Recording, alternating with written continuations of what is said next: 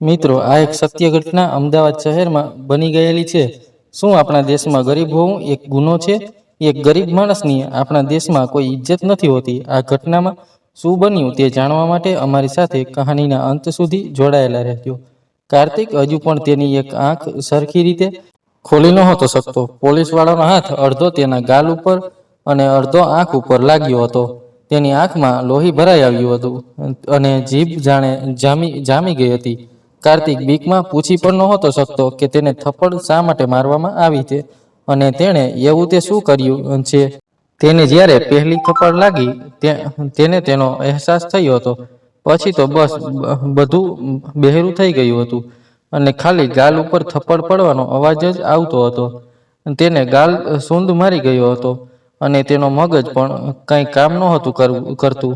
તે કંઈ વિચારવાની હાલતમાં પણ નહોતો. 1 કલાક પછી તે જ્યારે બહાર નીકળ્યો હતો તેની માની યાદ આવવા લાગી અને માની યાદ આવતાની સાથે જ તે ધ્રુસકે ને ધ્રુસકે રડી પડ્યો. ખબર નહીં તે અત્યાર સુધી ક્યાં ગુમ થઈ ગયેલી હતી. તે તેના ગાલ પર લાગેલી થપ્પડના લીધે નહોતી તો રડી રહ્યો, પણ તેને માની યાદ આવી ગઈ એટલે રડવા લાગ્યો. તેની મા જ્યારે તેને આવી હાલતમાં જોશે તો અત્યારે તેને જેટલી તકલીફ થઈ છે તેનાથી કેટલી ઘણી વધારે તકલીફ તેની માને થશે. તે આખી રાત રડતી રહેશે, તેને ઊંઘ પણ નહીં આવે અને આખી રાત મારા પિતાજીને કોસતી રહેશે, જે અત્યારે જેલની અંદર બંધ છે. પિતાજીની યાદ આવતાની સાથે જ કાર્તિક પોતાનો સહી ગયો. તે રડતો બંધ થઈ ગયો અને દુઃખ આવવાના દુઃખને એકદમથી ભૂલી ગયો અને વિચારવા લાગ્યો કે તે લોકો મારા પિતાજીને કેવી રીતે મારતા હશે, તે લોકો મારા પિતાજીને કેટલું દુઃખ આપતા હશે. તેની આંખોમાં ફરીથી આંસુ આવી ગયા અને તે રડવા લાગ્યો. જેલની બહાર એક ઝાડ પાસે કાર્તિક ઊભો હતો અને ઘણી વાર સુધી રડતો રહ્યો. તેને ફરીથી તેની માની યાદ આવવા લાગી. તે ખૂબ જ ચિંતા કરતી હશે. તેણે તેના મેલા શર્ટથી જ તેના આંસુઓ લૂછી લીધા. લોહી ઉપર જ્યારે તેનું કપડું અડ્યું તો તેને ખૂબ જ દુખાવો થવા લાગ્યો. તેણે આજુબાજુમાં નજર કરી અને જોવા લાગ્યો કે તેને ક્યાંક પાણી દેખાય તો એ આ બધું ધોઈ નાખે. થોડું ઘણું લોહી તો દેખાતું ઓછું થઈ જાય, પણ તેને આજુબાજુમાં ક્યાંય કશું દેખાણું નહીં. રાત ઘણી થઈ ગઈ હતી. સમય કેટલો થયો હતો તે એને જરા પણ ખબર ન હતી. જ્યારે તે ઘરેથી નીકળ્યો હતો ત્યારે પણ અંધારું હતું. તેને આ બધું પાછું યાદ આવ્યું એટલે તેના મનમાં થોડો ગુસ્સો આવી ગયો. કાર્તિક બહાર મિત્રો સાથે રમીને આવ્યો હતો અને તેની માના ખીજાવવાની રાહ જોઈ રહ્યો હતો. જ્યારે પણ તેને રમીને ઘરે આવવામાં મોડું થતું તો તેની મા તેને ખૂબ જ ખીજાતી હતી અને કહેતી હતી કે હાથ મોઢું ધોઈને થોડું ખાઈ લે અને પછી વાંચવા માટે બેસી જા. પણ આજે આવું કંઈ પણ ના થયું. આજે તેની મા ઘરની અંદર નહીં પણ બહાર હતી અને આજે તે ઊભી નહીં પણ બેસેલી હતી અને રડી રહી હતી. આજે તે કાર્તિકને ખીજાણી નહીં પણ તેને જોઈને જોર જોરથી રડવા લાગી. આ જોઈને કાર્તિક ગભરાઈ ગયો. ધીમે ધીમે તેની માએ તેને જણાવ્યું કે તેના પિતાજીને પોલીસવાળા ઉપાડીને લઈ ગયા છે. આ સાંભળતાને તે ચોંકી ગયો. પિતાજી તો ચોકીદારની નોકરી કરતા હતા અને બધાનું ધ્યાન રાખતા હતા અને આ બધું તો તેના પિતાજીએ તેને કહ્યું હતું, પણ તેના પિતાજીને પોલીસવાળા શા માટે લઈ ગયા? પછી તેની માએ તેને સમજાવ્યું કે દીકરા, તારા પિતાજી એક સોસાયટીમાં વોચમેન છે. તેઓ ત્યાં 10 વર્ષથી નોકરી કરી રહ્યા છે. ત્યાં એક મકાનમાં કાલે ચોરી થઈ હતી અને એ ચોરીમાં તારા પિતાજીનો હાથ છે અને તેમણે ચોરી કરી છે એવું કહીને પોલીસવાળા તેમને ઉપાડીને લઈ ગયા. દીકરા, તારા પિતાજી ખાવાનું પણ ન ખાઈ શક્યા. આટલું કહેતા તેની મા ફરીવાર રડવા લાગી. તેના ગળે ડૂમો બાજી ગયો. મા, તું રડીશ નહીં, બધું સરખું થઈ જશે. હું તેમને જમવાનું પહોંચાડી દઉં. કાર્તિકે રૂંધાયેલા અવાજે તેની માને પૂછ્યું. આ સાંભળીને તેની મા ગભરાઈ ગઈ. તે પોતાના 15 વર્ષના દીકરાને પોલીસ સ્ટેશન નહોતી મોકલવા માંગતી હતી અને તે તેના પતિને ભૂખ્યા પણ રહેવા દેવા નહોતી માંગતી. આ મામલો ખાલી ભૂખ અને તરસનો નથી, તારા પિતાજીની ખબર અંતરનો પણ છે. દીકરા, હું પણ તારી સાથે આવીશ. ચાલ, આપણે બંને પોલીસ સ્ટેશન જઈએ. તે ઝડપથી બોલી તો ગઈ, પણ પછી તેને અહેસાસ થયો કે પોલીસ સ્ટેશનમાં તો પોલીસવાળા કેવો વ્યવહાર કરતા હોય છે. એ યાદ કરીને તે ગભરાઈ ગઈ. એટલે કાર્તિકે કહ્યું, મા, તું રહેવા દે. હું એકલો જ જઈ આવીશ. તેણે પણ કહી તો દીધું, પણ તે પણ પોલીસથી થોડો ડરતો હતો. પણ હવે તેને મોટું થવાની જરૂરત હતી. તે દર વખતે તેની માને કહેતો કે માં, તું મને આમ રોકટોક ન કર્યા કર. હવે હું મોટો થઈ ગયો છું અને તેના માટે મોટા થવાનો આ એક મોકો હતો. તેને એ પણ યાદ આવ્યું કે હવે તેને તેની માને પણ સંભાળવી પડશે અને તેના પિતાને પણ સંભાળવા પડશે. તેણે તરત જ કહ્યું કે માં, તમે ફટાફટ પિતાજી માટે ટિફિન બનાવી આપો. હું હમણાં જ તેને આપીને આવું છું. તેની માએ ફટાફટ ગરમા ગરમ રસોઈ બનાવી અને તેણે રોટલી એક રૂમાલમાં બાંધી દીધી અને આજુબાજુમાં જોવા લાગી કે તે શાક કયા ડબ્બામાં ભરીને આપે. ખબર નહીં આ ડબ્બો પાછો આવશે કે નહીં. પછી ખબર નહીં ક્યાંક ખૂણામાંથી એક જૂનો ડબ્બો શોધીને કાઢ્યો. આ જોઈને કાર્તિક હેરાન થઈ ગયો. માં, તું પણ આ બધું કેટલું બચાવીને રાખે છે. કાર્તિક ટિફિન લઈને બહાર નીકળવા જતો હતો. ત્યાં જ પાછો તેની માએ તેને ઊભો રાખ્યો. દીકરા, તું ત્યાં જાય છે તો જોઈ લેજે કે ત્યાં મચ્છર કે નહીં અને ત્યાં કંઈ ઓઢવા માટે છે કે નહીં. તેની માને યાદ આવી રહ્યું હતું કે તેના પિતાજીને મચ્છરથી ખૂબ જ હેરાનગતિ થાય છે. તે છાલ ઓઢ્યા વગર આખી રાત સૂઈ પણ શકતા નથી. પછી કાર્તિકે તેની માને આશ્વાસન આપ્યું કે માં, તું બિલકુલ પણ ચિંતા ન કર. હું ત્યાં જઈને બધું જોઈ લઈશ. કાર્તિકને ખુદને પણ નહોતું સમજાઈ રહ્યું કે તે પોલીસ સ્ટેશન પહોંચીને શું કરશે. તે તો ક્યારેય પોલીસ સ્ટેશન ગયો પણ નથી. અત્યારે તો તેને બસ એ જ ખબર હતી કે તેને તેની માને આશ્વાસન આપીને શાંત કરી રહ્યો છે. કાર્તિક જ્યારે ઘરની અંદરથી બહાર નીકળ્યો, તેની માએ તેને દરવાજા પર ઊભી રહીને જોઈ રહી હતી. કાર્તિક તરત જ સમજી ગયો કે તે હવે મોટો થઈ ગયો છે. માની આંખોમાં હવે દેખાઈ રહ્યું છે કે તેનો દીકરો મોટો થઈ ગયો છે. તે બધું વિચારતા વિચારતા પોલીસ સ્ટેશન સુધી પહોંચી ગયો હતો. જેવો તે પહોંચ્યો એટલે તેના પગ ધ્રુજવા લાગ્યા. તેનું મોઢું સુકાવા લાગ્યું હતું. ત્યાંથી પાછું ફરવું તેના માટે સંભવ ન હતું. જેવો તે જેલની અંદર પ્રવેશ્યો એટલે તરત જ તેને ગાર્ડ સંભળાવા મળી. તેણે આ સહન કરી લીધું. એક પોલીસે તેને બોલાવ્યો હતો. ક્યાં જઈ રહ્યો છે, કોને મળવું છે, આ બધું પૂછવાનું ઓછું હતું અને ધમકાવવાનું વધારે હતું. તને ખબર છે ને આ પોલીસ સ્ટેશન છે. અહીંયા આમ કોઈ આલતું ફાલતું અંદર આવી શકતું નથી અને જો કોઈ આવી જાય તો તેનો અહીંયા શું હાલ થાય છે એ તને ખબર છે ને. આ બધું કાર્તિકને થોડી વારમાં જ ખબર પડી ગઈ. જેવું જ તેને કહ્યું કે તે નરેશભાઈનો દીકરો છે. આ સાંભળીને પોલીસવાળા તેની સામે જોવા લાગ્યા અને તેની આજુબાજુમાં ઊભેલા 3 પોલીસવાળાઓ હસવા લાગ્યા અને કહેવા લાગ્યા કે તેના પિતાજીના નામ પાછળ ભાઈ લાગે છે અને તેના પિતાજી ચોકીદારી કરવાની જગ્યાએ ચોરી કરતા રહે છે. આ સાંભળીને કાર્તિકના મોઢામાં જીભ ન રહી અને તેણે કહી દીધું કે મારા પિતાજી ચોર નથી. તેને ખૂબ જ ગુસ્સો આવી ગયો. એટલી વારમાં જ તેના ગાલ ઉપર એક થપ્પડ પડી ગઈ હતી. આ પછી તેના ગાલ ઉપર કેટલીક થપ્પડ પડી. તેને કેટલા લોકો મારી રહ્યા હતા આ બધું કાર્તિકને કંઈ ખબર નહોતી. તેને માર ખાતા ખાતા અને રડતા રડતા બસ ખાલી એક અવાજ સંભળાણો, એ હરામીને હવે છોડી દ્યો. આપણે સમજાવી રહ્યો હતો કે કોણ ચોર છે અને કોણ ચોર નથી. તે જેમ તેમ કરીને માંડ માંડ ઊભો હતો. માએ શોધીને કાઢેલી ટિફિનનો ડબ્બો દૂર જઈને પડ્યો હતો અને રૂમાલમાં બાંધીને રાખેલી રોટલી પણ છૂટી પડીને દૂર પડી હતી. તેની હિંમત ના થઈ કે તે ફરિયાદ કરી શકે. તે એટલું પણ ના કહી શક્યો કે તેના ભૂખ્યા બાપ માટે રોટલી લઈને આવ્યો હતો. ખબર નહીં તેઓ ખાવાની હાલતમાં છે કે નહીં. પાછો કાર્તિક જ્યારે ઘરે પહોંચ્યો તો તેની માં દરવાજા પર ઊભી હતી. તેને આવી હાલતમાં જોઈને ગભરાઈ ગઈ અને પૂછવા લાગી, કેમ છે તારા પિતાજી? તેણે ખાવાનું ખાઈ લીધું? આટલું બોલતા બોલતા તેની માએ તેને અંધારામાં પણ જોઈ લીધો. તેનો લોહીથી ખરડાયેલો ચહેરો અને આ જોઈને તેના મોઢામાંથી ચીસ નીકળી ગઈ. હવે કંઈ પૂછવાની અને કંઈ બતાવવાની જરૂર નહોતી રહી. તેનો હાથ પકડીને તેને ગળે લગાવી લીધો. જેમ તેને નાનપણમાં વહાલ કરતી હતી. તેની માના રડવાના અવાજથી તે ગભરાઈ ગયો. ધીમે ધીમે તેણે જણાવ્યું કે તેને તો તેના પિતાજી પાસે મળવા પણ ન જવા દીધો અને તેને પોલીસવાળાઓએ મારવા લાગ્યા અને તેનું ટિફિન પણ પડી ગયું અને તેના ટિફિનનો ડબ્બો પણ ત્યાં જ રહી ગયો. પણ આ અફસોસ કરવાનો સમય નહોતો. તેની માની મમતા દુઃખ દઈ રહી હતી. તેના મગજમાં કંઈક સૂઝ્યું અને કહેવા લાગી, ચાલ આપણે એ સોસાયટીમાં જઈએ. એટલે કાર્તિકે કહ્યું, શા માટે આપણે ત્યાં સોસાયટીમાં જઈશું? એટલે તેની માએ કહ્યું કે સોસાયટીવાળા લોકો તો તેને 10 વર્ષથી ઓળખે છે.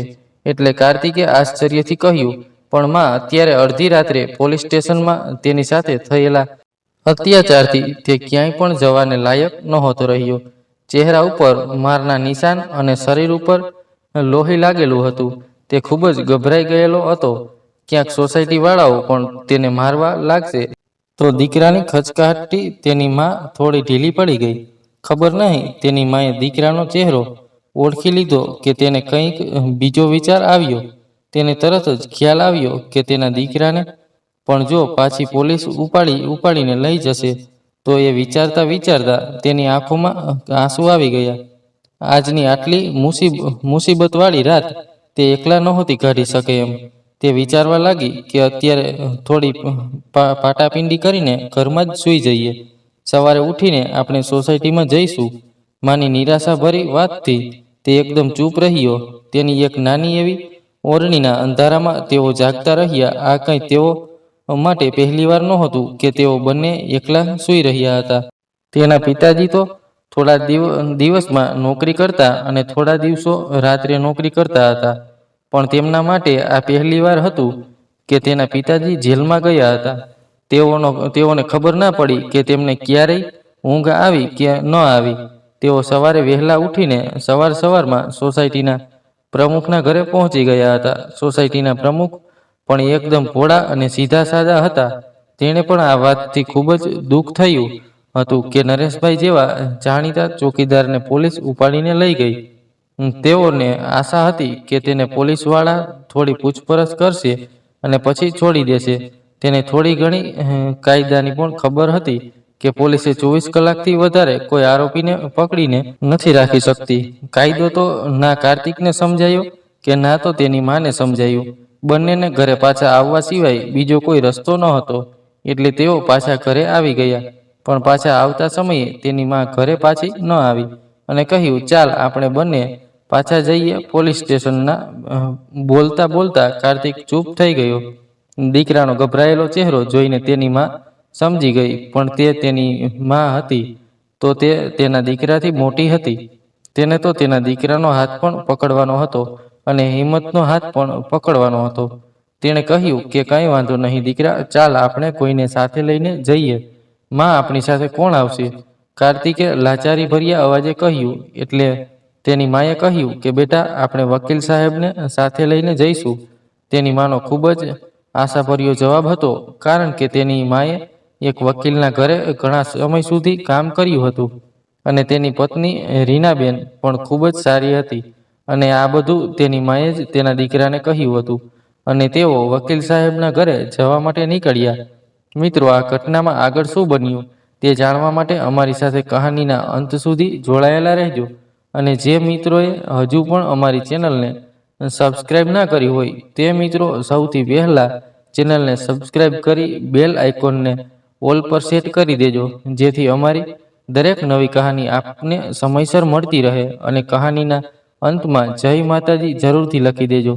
માતાજીની અસીમ કૃપા આપના પરિવાર પર સદા બની રહેશે. મા દીકરો વકીલ સાહેબની ઘરે પહોંચી ગયા. રીનાબેનને જ્યારે મંજુલાને જોઈ તો તેઓ હેરાન રહી ગયા અને તેને ઘરની અંદર બેસાડ્યા અને તેને થોડું આશ્વાસન આપ્યું અને પાણી આપ્યું. પાણી પીને મંજુલાબેન બધું પૂછવા લાગ્યા, તેની સાથે શું બન્યું તે બધી માહિતી મેળવી. આ બધું સાંભળીને રીનાબેનને ખૂબ જ દુઃખ થયું અને કહેવા લાગ્યા કે પોલીસવાળા પણ ક્યારથી આવું કરવા લાગ્યા અને આ બધા સોસાયટીવાળા પણ શું કરી રહ્યા છે? નરેશભાઈ તો એક સીધા સાધા અને ભગવાનના માણસ છે. તેઓ તો ક્યારેય ખોટું પણ નથી બોલતા.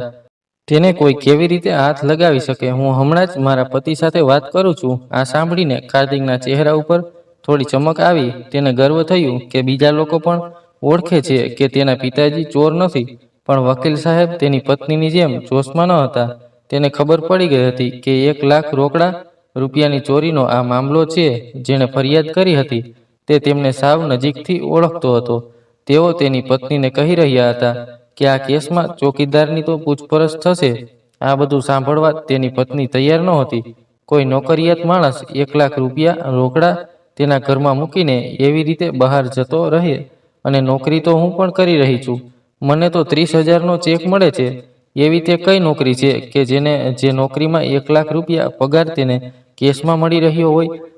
સાચો ચોર કોણ હોઈ શકે એ તમે મને થોડું જણાવો. પોતાની પત્નીની વાત સાંભળીને વકીલ સાહેબ એકદમ ચૂપ રહી ગયા. ખાલી એ માટે નહીં કે તેની પત્નીનો વિચાર સાચો હતો, પણ એ માટે કે તેની પત્નીનો વિચાર થોડા ઘણા અંશે સાચો હતો. પછી વકીલ સાહેબે કહ્યું કે સારું, હું કંઈક જોઉં છું. તેના માટે શું થઈ શકે છે? તેમના ઘરે આવેલા મા દીકરાને કહ્યું એટલે મા દીકરાના ચહેરા ઉપર એક આશા જાગી ઉઠી. વકીલ સાહેબ કોઈને ફોન કરી રહ્યા હતા. તેઓને પછી ફોન ખબર પડી કે આ ફોન તેઓ પોલીસવાળાને નહીં પણ મુકેશભાઈને લગાવી રહ્યા હતા, જેના ઘરે ચોરી થઈ હતી. હા, મુકેશભાઈ, પણ તમે થોડું જોઈ લેજો. ગરીબ માણસ છે અને તેની પત્ની તેના દીકરાને સાથે લઈને અમારા ઘરે આવી છે. સારું સારું, તમે આવો. ફોન કાપીને વકીલ સાહેબે તેની પત્નીની સામે જોયું. પછી તેણે કહ્યું કે મુકેશભાઈ આપણા ઘરે આવી રહ્યા છે. આટલું કહેતા કહેતા તેના અવાજમાં ખચકાટ ઉભરાઈ આવતી હતી, જેવી રીતે તેની પત્નીએ આ ખોટા મામલામાં તેનો સમય બરબાદ કરી રહ્યો હોય એમ. થોડીવારમાં ઘરના દરવાજાનો બેલ વાગ્યો એટલે તેની પત્નીએ દરવાજો ખોલ્યો. આવી રહેલા વ્યક્તિએ એકદમ વિનમ્રતાથી અને સારા અવાજમાં કહ્યું, નમસ્તે ભાભીજી, કેમ છો તમે? ભાઈ સાહેબનો ફોન આવ્યો હતો એટલું હું તરત જ અહીં આવી ગયો. તેઓ ઘરમાં આવીને સોફા ઉપર બેસી ગયા હતા. મા દીકરો તો હજુ સુધી ઊભા જ હતા. વકીલ સાહેબ કંઈક બોલવાની કોશિશ કરી રહ્યા હતા. એટલી વારમાં જ મુકેશભાઈનો અવાજ બદલાઈ ગયો. તેઓ મા દીકરા ઉપર ખૂબ જ ગુસ્સે હતા અને કહેવા લાગ્યા કે બાપ ચોરી કરે છે અને તમે લોકો આવું મોઢું બનાવીને ગમે ત્યાં આવી જાવ છો. આ સાંભળીને દીકરાનું ગળું સુકાઈ ગયું. તેની માએ કંઈક બોલવાની કોશિશ કરી, પણ હજુ તો મુકેશભાઈના બોલવાનો જ સમય હતો. તે કહી રહ્યા હતા કે બહારનો કોઈ વ્યક્તિ નરેશભાઈની જાણ બહાર કઈ રીતે સોસાયટીની અંદર ઘૂસી શકે અને આટલા સમય સુધી ચોરી ચાલતી રહી અને તેને ખબર પણ ન પડી. 2 દિવસ સુધી પોલીસવાળા તેની ધોલાઈ કરશે એટલે તેઓ આપોઆપ તેના મોઢામાંથી બોલવા લાગશે. ધોલાઈ શબ્દ સાંભળતાની સાથે જ મા દીકરો બંને ગભરાઈ ગયા. વકીલ સાહેબની પત્નીને પણ મુકેશભાઈનું આવું વર્તન જોઈને ગુસ્સો આવી રહ્યો હતો. રીનાબેને ધીમા અવાજમાં તેને કહેવાની કોશિશ કરી કે ભાઈ સાહેબ, તમે ઘરમાં આટલા બધા રોકડા રૂપિયા શા માટે રાખ્યા હતા જ્યારે તમે બહાર જઈ રહ્યા હતા? આ સાંભળીને મુકેશભાઈના બોલવાનો અંદાજ બદલાઈ ગયો. અરે ભાભીજી, આ તો અમારી ભૂલ થઈ ગઈ હતી. અમે આ લોકો ઉપર ભરોસો કરી લીધો. અમને થોડી ખબર હતી કે આવા ગરીબ લોકો પણ ચોર નીકળશે. સોસાયટીમાં રહેવાનો કંઈક તો ફાયદો થવો જોઈએ ને. અને એમ પણ આપણે ચોકીદાર ઉપર કેટલા રૂપિયા ખર્ચ કરતા હોઈએ છીએ. આ બધું તેને ધ્યાન રાખવાનું હોય છે અને ધ્યાન રાખવા માટે જ તો આપણે ચોકીદારને રાખીએ છીએ. આ બધી વાતમાં વકીલ સાહેબ એકદમ ચૂપ રહ્યા. તેઓ સમજી ગયા હતા કે આ કેસ લડવાનો નથી રહ્યો. મુકેશભાઈ માટે આ મામલો ચોર પકડવાનો નથી, પણ કોઈને સજા આપવાનો છે. મુકેશભાઈ ઊભા થઈ ગયા હતા અને કહી રહ્યા હતા કે ભાઈ સાહેબ, તમે આ લોકોના ચક્કરમાં ન પડશો. ખબર નહીં ક્યાંથી આવે છે અને ક્યાં રહે છે, અને ખબર નહીં ક્યાં ક્યાં ચોરી કરતા રહે છે. હું તો હમણાં જ તેના ઘરે પોલીસને મોકલી રહ્યો છું. તેઓ જેવી રીતે ઝડપથી આવ્યા એવી રીતે જ ઝડપથી પાછા જતા રહ્યા અને ત્યાં ઊભા રહ્યા વકીલ સાહેબ અને તેની પરેશાન પત્ની અને ડરી ગયેલા મા દીકરો. મુકેશભાઈ જતા રહ્યા એટલે તરત જ વકીલ સાહેબ પણ ગુસ્સે આવી ગયા અને તેની પત્નીને કહેવા લાગ્યો, બધા મામલામાં તારે પગ વચ્ચે નાખવાની આદત થઈ ગઈ છે. પોલીસ તેમને પૂછપરછ માટે લઈ ગઈ છે અને પૂછપરછ કરીને તેમને છોડી દેશે. એમાં એટલું હેરાન થવાની કંઈ વાત નથી. રીનાબેન પણ તેના પતિના આવા વ્યવહારથી ચોંકી ગઈ હતી અને બબડી રહી હતી કે પોતે ચોર છે એટલે બીજા લોકોને ચોર કહી રહ્યો છે. હવે તેની હિંમત નહોતી રહી કે તે તેના પતિના આ મામલામાં દખલ અંદાજી કરે. માસી શાયદ સાંજ સુધીમાં તેઓને છોડી દેશે. આખરે સોસાયટીમાં ચોરી થઈ છે તો થોડી પૂછતાછ તો કરશે જ અને જવાબદારી પણ એમની જ રહે હતી. ગભરાઈ ગયેલા મા દીકરા પાસે આ બધું વિચારવાનો સમય નહોતો. દીકરાને હવે બીજો ડર સતાવવા લાગ્યો હતો. ખરેખર જો મુકેશભાઈ પોલીસને ઘરે મોકલી દેશે તો તેઓ બધું ઉપાડીને સાથે લઈ જશે. અને તેની માં આગળનું વિચારી રહી હતી. તે વિચારતી હતી કે મારા દીકરાને પણ ઉપાડીને લઈ જશે. તો તેઓ બંને મા દીકરો વકીલ સાહેબના ઘરની બહાર નીકળી ગયા. અને તેઓ ચાલવા લાગ્યા હતા.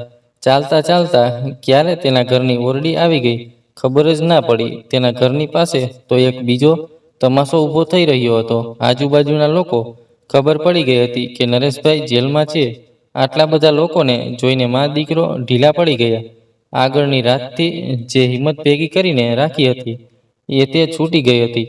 અને તેઓ રડી પડ્યા. નરેશભાઈની પત્ની બધાને કહેવાની કોશિશ કરી રહી હતી કે તેના પતિ ચોર નથી અને તેઓ ક્યારે ચોરી ન કરી શકે, કેમ કે તેણે તેની ઇજ્જતના ખાતર તેઓએ ગામ છોડ્યું હતું.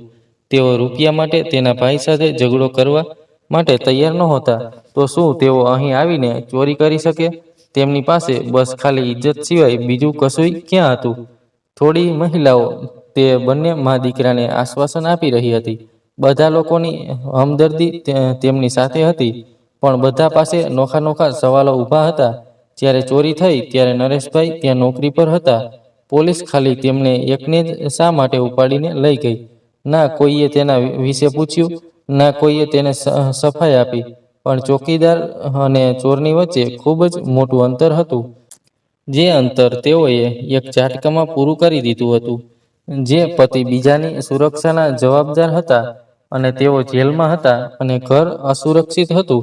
કેમ કે જ્યારે ભીડ ભેગી થઈ ગઈ તો તેનો મકાન માલિક આવી ગયો હતો અને તે પોતે પણ ડરી ગયેલો હતો અને તેમને પણ ડરાવતો હતો.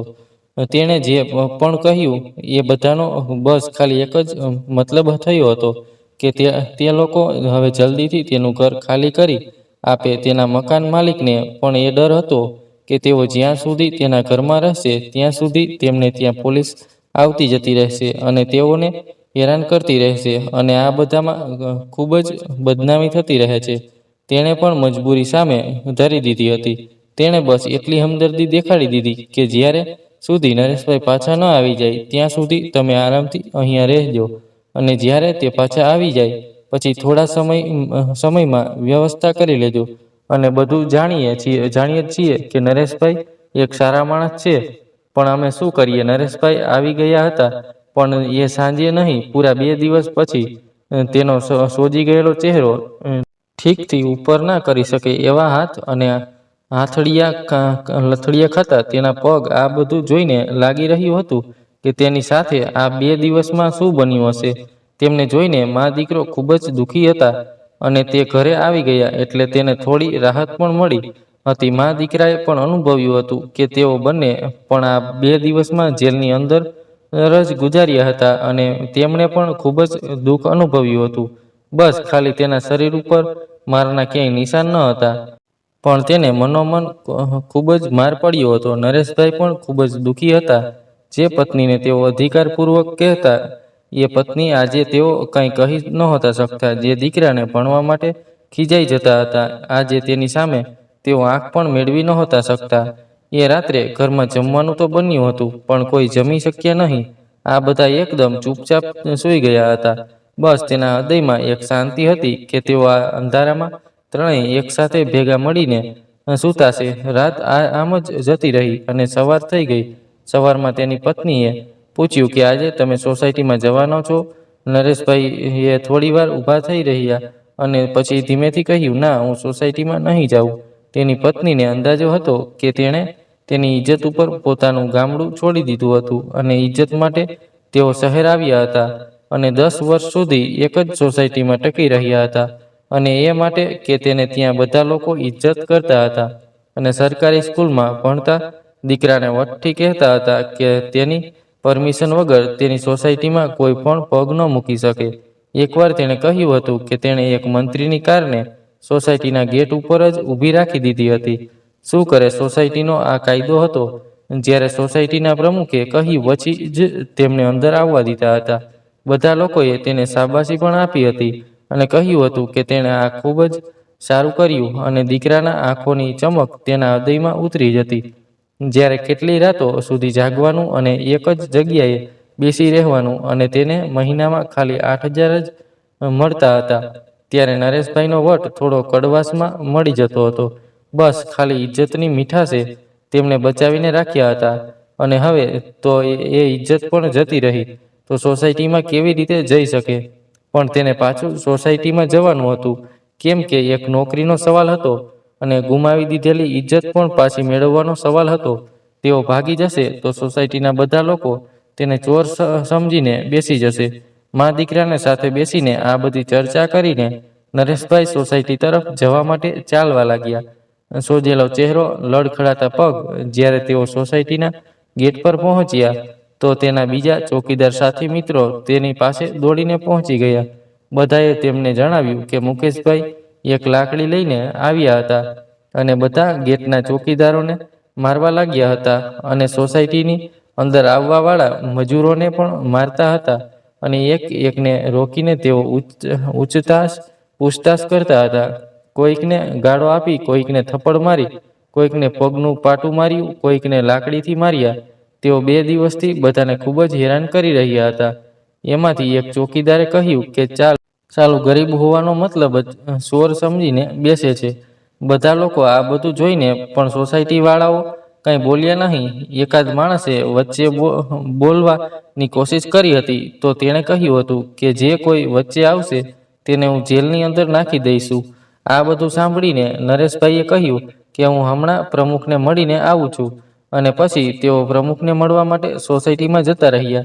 જ્યારે તેઓ પ્રમુખને મળ્યા એટલે પ્રમુખે તેના હાલચાલ પૂછ્યા અને પોલીસના આવા વર્તન વિશે અફસોસ વ્યક્ત કર્યો. પોલીસ આમ કઈ રીતે 24 કલાકથી વધારે માણસને પોલીસ સ્ટેશનની અંદર રાખી શકે? અને પ્રમુખે એને પણ કહ્યું કે તેમને વિશ્વાસ છે કે નરેશભાઈનો આ ચોરીમાં કોઈ હાથ નથી. તેઓ એટલી તકલીફો ભોગવીને આવ્યા હતા કે એક આશ્વાસન પણ તેને દવા જેવું લાગતું હતું. પણ નરેશભાઈથી એક ભૂલ તો થઈ હતી. આખરે ચોર સોસાયટીમાં આવ્યો કેવી રીતે? હવે પ્રમુખ ધીમે ધીમે મુદ્દા ઉપર આવી રહ્યા હતા. નરેશભાઈનો ચહેરો પાછો નીચો પડી ગયો અને પછી કહ્યું, માની લીધું ચોરી તો થઈ છે અને ભૂલ પણ થઈ છે. માની લીધું કે સોસાયટીના લોકોને ઘણીવાર ફરિયાદો આવતી રહે છે કે રાત્રે તમે સૂઈ જાઓ છો. આ સાંભળીને નરેશભાઈ ચૂપ રહ્યા. જો આ સમયે ચોર સોસાયટીમાં ઘૂસી પણ ગયો હતો, તેની કેવી રીતે ખબર પડી કે 108 નંબરના મકાનનો આદમી બહાર ગયો છે? તેમને બતાવવા વાળો કોઈ હોય તો હશે જ. નરેશભાઈ પાસે આ સવાલનો પણ જવાબ નહોતો. નરેશભાઈ, આટલી મોટી ચોરી થઈ છે એટલે કોઈને તો સજા ભોગવવાની જ હતી. આ વખતે નરેશભાઈએ પોતાનું માથું ઊંચું કર્યું. સાહેબ, તમારો કહેવાનો મતલબ શું છે? એટલે પ્રમુખે કહ્યું કે આમાં જવાબદારી તો કોઈની પણ આવે છે, અને સૌથી વધારે તો તમારા બધા લોકોની, જેના ઉપર સોસાયટીનું ધ્યાન રાખવાની જવાબદારી છે.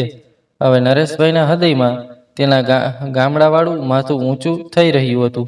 પોલીસના માર ખાવાથી જે ચોટ આવી હતી એ તેના શરીર ઉપર અને તેના મન ઉપર ઓછી હતી, કેમ કે તેને વિશ્વાસ હતો કે સોસાયટીવાળા તેને ગુનેગાર નહીં માને. આજે હું 3 વાત કહીશ સાહેબ, ધ્યાનથી સાંભળજો. નરેશભાઈ રાહ જોઈ કે પ્રમુખ સાહેબ કંઈ કહે. પ્રમુખ કોઈ મોટી વાત કહેવાની રાહ જોઈ રહ્યા હતા.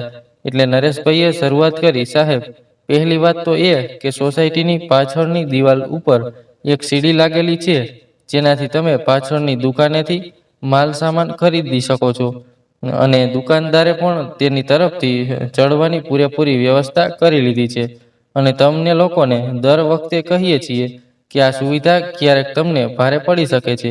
તમે લોકોએ તે બંધ કરવાનો પ્રસ્તાવ પણ મૂક્યો હતો, પણ તેઓ કોઈએ અમલ કર્યો નહીં, કારણ કે સોસાયટીમાં ફરીને રસ્તો પાર કરીને સામાન લેવા જવા માટે મહેનત લાગે છે. જે દિવસે ચોરી થઈ એ દિવસે મેન ગેટ ઉપર હું હતો. કોઈ ગેટ ખોલીને કે ગેટની ઉપર છલાંગ મારીને અંદર નથી આવ્યું, અને ચોર એ જ સીડીએથી અંદર આવ્યો છે.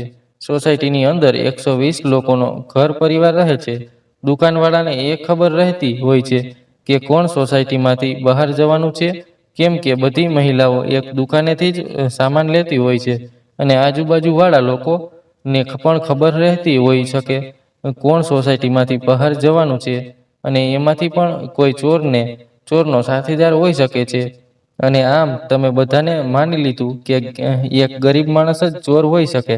અને છેલ્લી વાત સાહેબ, તમને ખબર છે, હું 10 વર્ષથી આ સોસાયટીમાં ચોકીદાર છું. મને પહેલા 5,000 મળતા હતા, હવે 8 થઈ ગયા છે.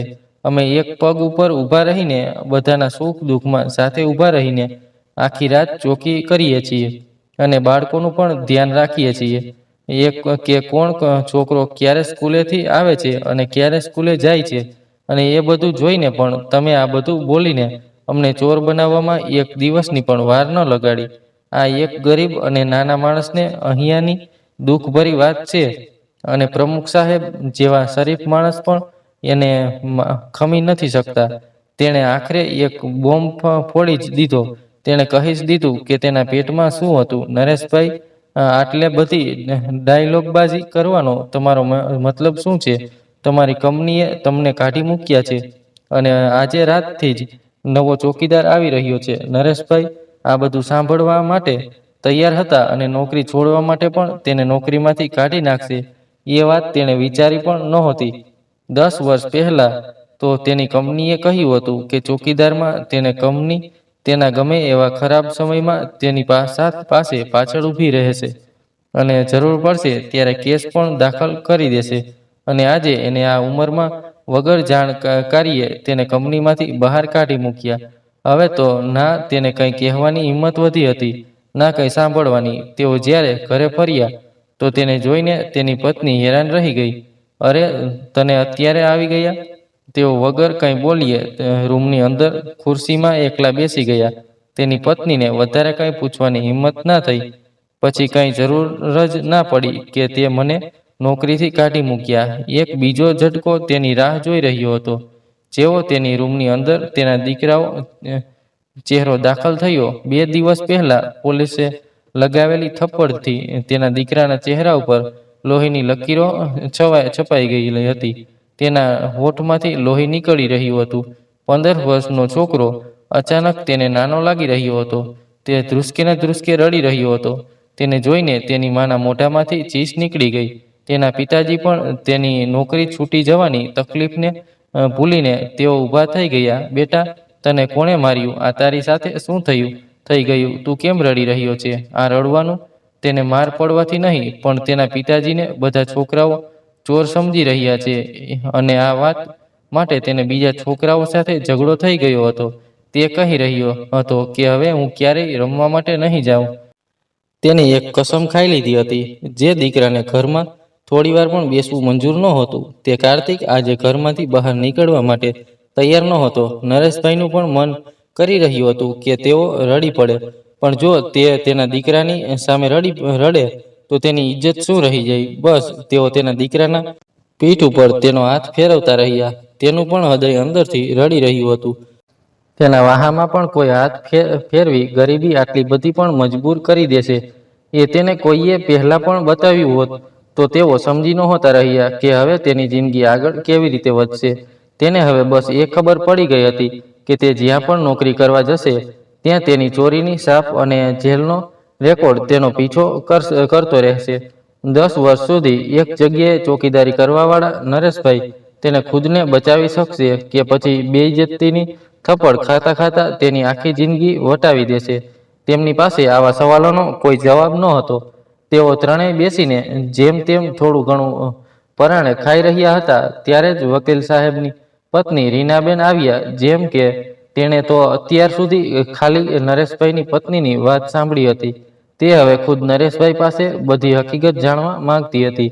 કેમ કે તેને પૂરો ભરોસો હતો કે નરેશભાઈ આવું કામ ના કરી શકે, અને કોઈ ગરીબ માણસને આવી રીતે હેરાન પણ ન કરવો જોઈએ, અને તે તેનાથી બિલકુલ પણ સહન નહોતું થતું.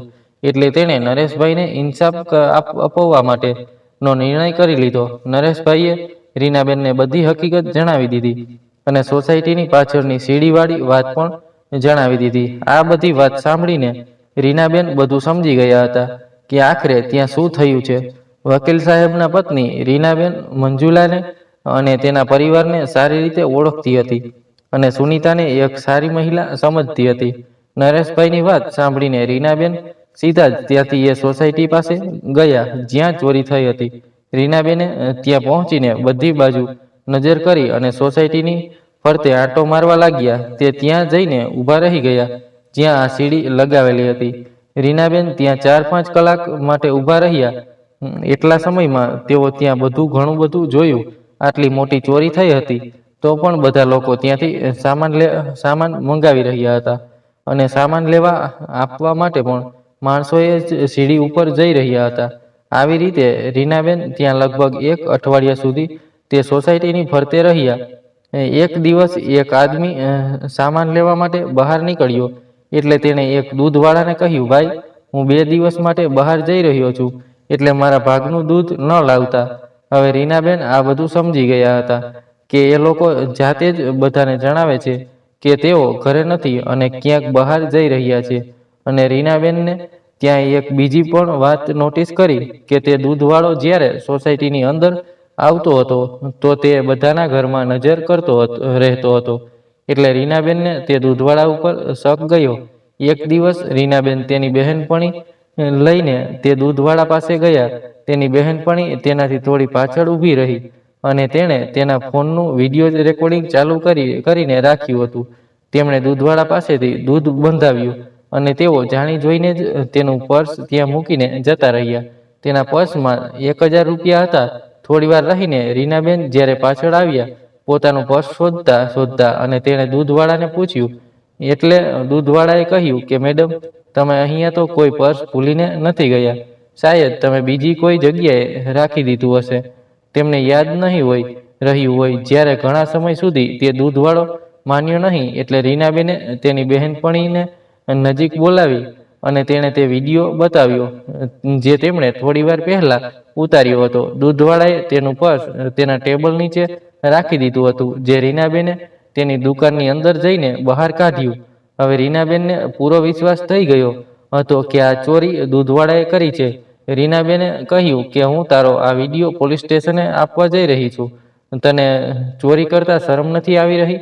દૂધવાળો હાથ જોડીને માફી માંગવા લાગ્યો અને કહેવા લાગ્યો, મેડમ, તમે આવું ન કરો. એટલે રીનાબેનને કહ્યું કે તું મને પહેલા એ જણાવ કે આ સોસાયટીમાં થોડા દિવસ પહેલા જે ચોરી થઈ છે તે ચોર કોણે કરી છે? સોસાયટીની ચોરીની વાત સાંભળીને તે થોડો પરેશાન થઈ ગયો, પણ જ્યારે રીનાબેને તેને કહ્યું કે તે પોલીસને કહી દેશે કે તેણે તેનું પર્સ ચોરી કરી લીધું છે, એટલે કહેવા લાગ્યો, મેડમ, મેં આટલા બધા રૂપિયાની ચોરી નથી કરી.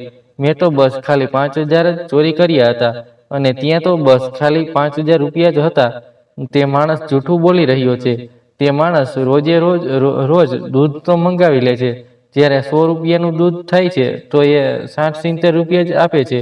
મેં એક દિવસે તેના ઘરે જઈને તેને દૂધ આપવાની મનાઈ કરી દીધી. ત્યારે તેઓ બાથરૂમમાં હતા. મેં એ દિવસે તેમને કહ્યું કે સાહેબ, હું દૂધ લઈને આવ્યો છું. એટલે તેમણે કહ્યું કે દૂધ બહાર સોફા ઉપર રાખી દે અને હું 2 દિવસ માટે બહાર જાઉં છું, એટલે તું દૂધ ના લાવતો.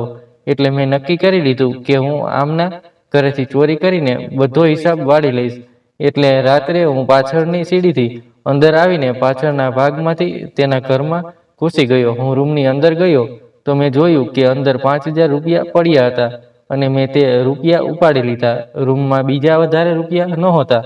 સારું, તે જો ખાલી 5000 રૂપિયા ચોરી કર્યા તો તેણે 1 લાખ રૂપિયાની ચોરીની ફરિયાદ કેમ લખાવી? એટલે દૂધવાળાએ કહ્યું કે એ તો તેમણે નરેશભાઈને ફસાવવા માટે કર્યું છે, કારણ કે નરેશભાઈએ ઘણીવાર તેના સગા વહાલાઓને બહાર જ ઊભા રાખ્યા હતા અને પહેલા તેમને પૂછતો હતો અને પછી જ અંદર આવવા દેતા હતા. એટલે તે નરેશભાઈ ઉપર ખૂબ જ ગુસ્સે હતો. આ બધી વાત રીનાબેનને તેને ફોનમાં રેકોર્ડ કરી લીધી હતી અને પછી રીનાબેને સોસાયટીના પ્રમુખને કહીને તાત્કાલિક એક મીટિંગ બોલાવી અને નરેશભાઈને પણ બોલાવવા માટે કહ્યું. સોસાયટીના બધા લોકો ત્યાં આવી ગયા હતા અને રીનાબેન અને તેની બહેનપણી પણ પહેલા દૂધવાળાને તેની સાથે લઈને આવી. દૂધવાળાએ ચોરીની બધી હકીકત બધા લોકોને કહી દીધી.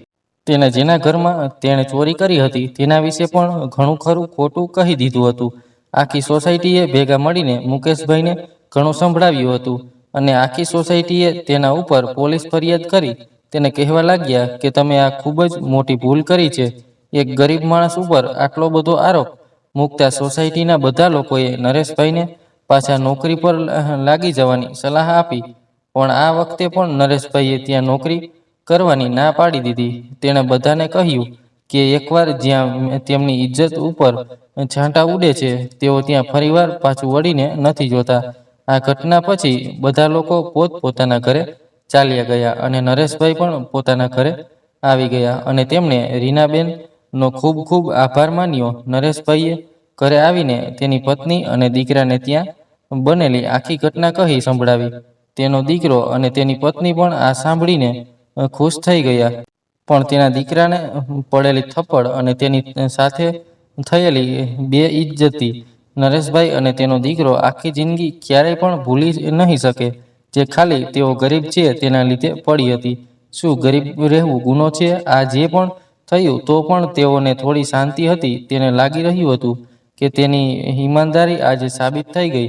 તેઓ ફરીથી વકીલ સાહેબના ઘરે ગયા અને રીનાબેનનો ખૂબ ખૂબ આભાર માન્યો. પછી રીનાબેન નરેશભાઈની નોકરી તેના એક મિત્રના ઘરે લગાવી દીધી. તેઓનો ખૂબ જ મોટો બંગલો હતો, જેના માટે એક ચોકીદારની જરૂર હતી અને રીનાબેનને પણ લાગ્યું કે નરેશભાઈથી સારું ઈમાનદાર કોઈ નહીં હોઈ શકે, કેમ કે તે તેના પરિવારને ખૂબ જ સારી રીતે ઓળખતી હતી. તેઓ ભલે ગરીબ છતાં પણ તેમના હૃદયમાં ક્યારેય બેઈમાની નહોતી. આવી ક્યારેય પણ કોઈ ગરીબ વ્યક્તિનો મજાક ન ઉડાવવો. જો બની શકે તો તેમની મદદ કરો અને તેનો સાથ આપો, જેથી કરીને તેઓ પણ આપણી સાથે ઊભા રહે અને ખુશ રહે અને તેમનો પરિવાર પણ ખુશ રહે. કોઈ જાણી જોઈને ગરીબ નથી હોતું. ગરીબ રહેવું તેની મજબૂરી હોય છે. મિત્રો, આ કહાની વિશે તમારો અમૂલ્ય અભિપ્રાય અમને કોમેન્ટમાં જરૂરથી જણાવજો અને કહાની પસંદ આવી હોય તો વિડીયોને લાઈક કરી શેર જરૂરથી કરી દેજો. જે મિત્રોએ હજુ પણ અમારી ચેનલને સબસ્ક્રાઈબ ના કરી હોય તે મિત્રો સૌથી પહેલા ચેનલને સબસ્ક્રાઈબ કરી બેલ આઇકોનને ઓલ પર સેટ કરી દેજો, જેથી અમારી દરેક નવી કહાની આપને સમયસર મળતી રહે. ફરી મળીશું એક નવી કહાની સાથે. ખૂબ ખૂબ આભાર. જય શ્રી કૃષ્ણ. જય માતાજી.